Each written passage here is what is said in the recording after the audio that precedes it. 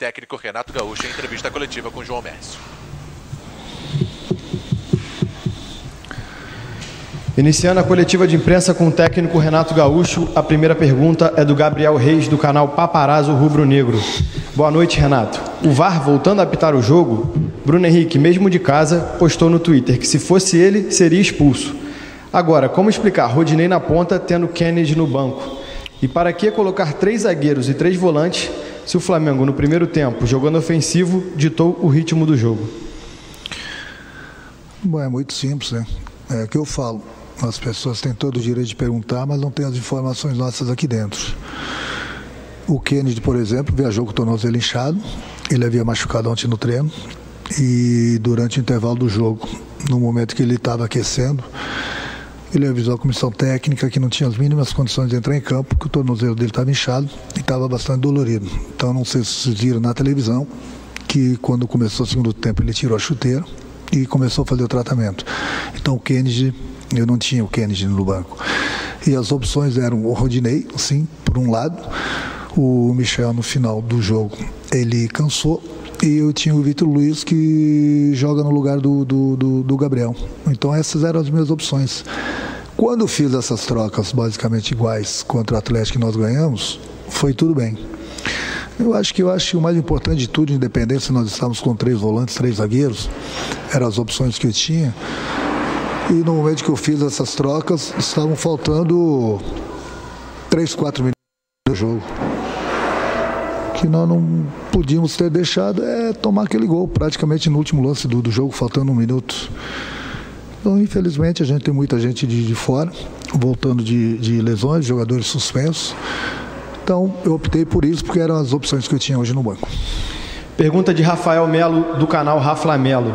Renato, no primeiro tempo, o Flamengo teve um bom desempenho saindo em velocidade e aproveitando os espaços que o Atlético dava. Já no segundo, passou todo o tempo acuado e com muita dificuldade de levar perigo, fora uma postura assustada que ficou nítida. Por que essa mudança de comportamento tão grande de um tempo para o outro?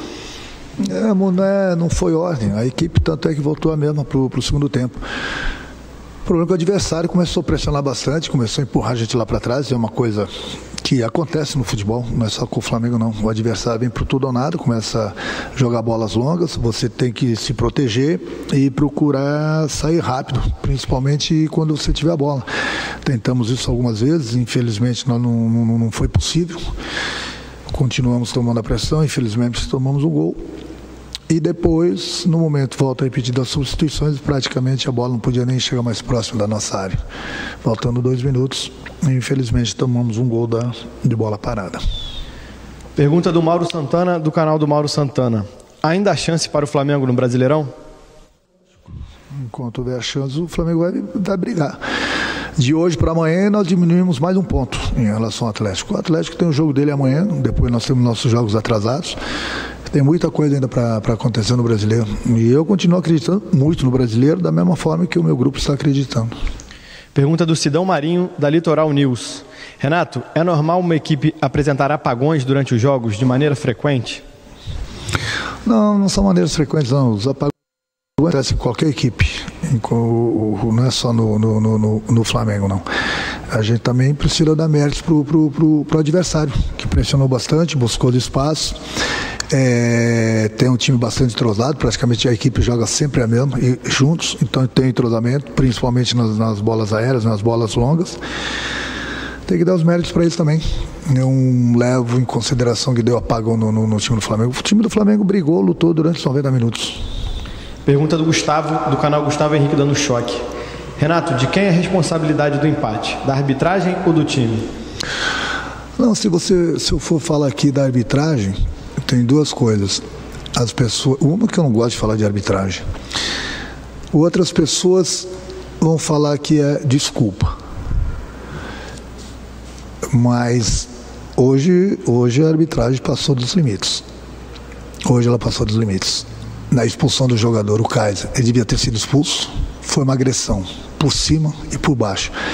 Tanto é que o juiz expulsou na hora. Aí mais uma vez, o VAR entrou em ação. Porque quando eu falo que o VAR que apita o jogo, ninguém acredita.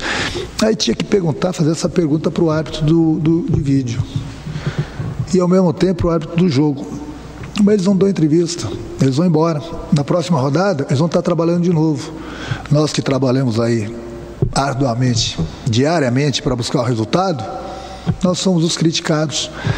Então, a pergunta que eu gostaria de fazer para o Gaciba e para os árbitros, no próximo jogo, meu jogador pode dar soco, então. Meu jogador vai poder agredir.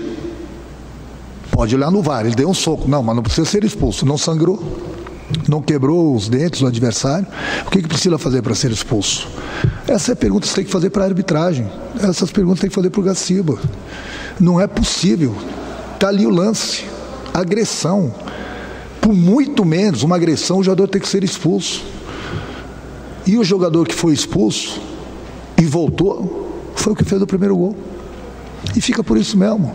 Nós chegamos ao ponto do VAR não deixar expulsar o cara que agrediu. Mas amanhã vão estar lá os entendidos falando que eu estou dando desculpa. E esses mesmos, amanhã depois, se um jogador meu agrediu o adversário, por muito menos, e for expulso, eles vão falar que foi expulso justamente. O futebol brasileiro, ou ele muda, ou ele está acabando. Eu sempre fui a favor do VAR. O VAR é uma ferramenta que é impossível você errar. Então, para você ver o quantas pessoas estão trabalhando no VAR incompetentes. Porque não é possível, não estou falando só do jogo do Flamengo, não é possível você ter todo o lance, de todos os ângulos, e você conseguir errar. Não é possível. Não é possível. Sinceramente, não é possível. Ou se muda isso, ou o VAR vai continuar apitando o jogo. Eu gostaria de saber o árbitro do VAR hoje, num próximo jogo, se ele estiver apitando e tiver uma agressão dessa dentro do campo, você não vai expulsar o jogador. Eu gostaria de saber isso. Já que nós chegamos a um ponto de termos agressões no futebol permitidas, mas amanhã eu volto a repetir, vão ter os entendidos. Não foi justamente, não tinha que ser expulso. E assim vai o futebol brasileiro. O que eu vou fazer? Vou ficar nadando contra a maré, ficar dando soco em ponta de faca? Eu sou um treinador, eu tenho que treinar minha equipe, mas está demais. Hoje realmente foi demais. Sinceramente, se eu visse um lance desse em qualquer jogo, em qualquer partida de outras duas equipes, eu não teria que nem ir no VAR. Eu vi agressão, tem que expulsar na hora. E aí vai no VAR e volta atrás. Bom, realmente, então, a partir de agora, pode ter agressão no futebol. Pode ter agressão. Se não sangrar e não quebrar nada, segue o jogo. Pelo menos foi o recado que eles mandaram hoje pra gente, né? Que pode ter agressão no futebol. Mas amanhã, volto a repetir, as pessoas vão falar que eu estou dando desculpa. Não estou dando desculpa, não. Eu tenho a minha parcela, nós temos a nossa parcela pelo empate, sim. Mas, se ele tivesse sido expulso, né, a história seria bem diferente no jogo. Última pergunta da coletiva de imprensa é do Guilherme, da Rádio Bangu. Renato, o que explica a queda de rendimento do time no segundo tempo? É uma coisa que acontece, já falei em qualquer equipe. Principalmente, essa é a pergunta que as pessoas têm que levar em consideração, que eu não aguento mais responder, as pessoas têm que começar, né, olhar o futebol também.